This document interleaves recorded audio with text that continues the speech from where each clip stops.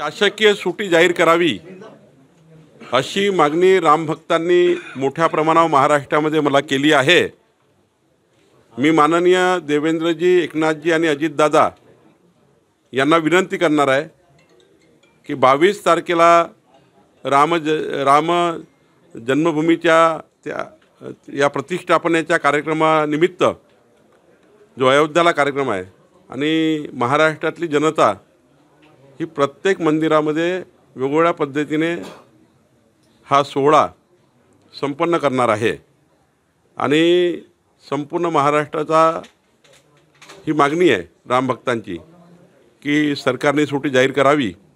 तर मी आज माननीय मुख्यमंत्र्यांना मागणी करणार आहे की महाराष्ट्रामध्ये 22 तारखेला अयोध्याला जी प्रतिष्ठापना होणार आहे प्रभू रामचंद्राची, त्या दिवशी महाराष्ट्रातसुद्धा रामभक्तांची मागणी मान्य करावी।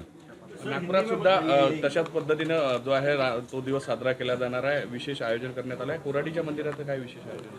महालक्ष्मी कोराडी मंदिरामध्ये 6000 किलो एकाच कढईमध्ये राम हलवा तयार होणार आहे आणि 6000 किलो एकाच कढईमध्ये राम हलवा करण्याकरता महालक्ष्मी जगदंबा ट्रस्ट आणि हा जो हलवा तयार करणार आहे सुप्रसिद्ध शेफ विष्णू मनोहर हे या ठिकाणी हा राम हलवाचा कार्यक्रम करणार आहेत।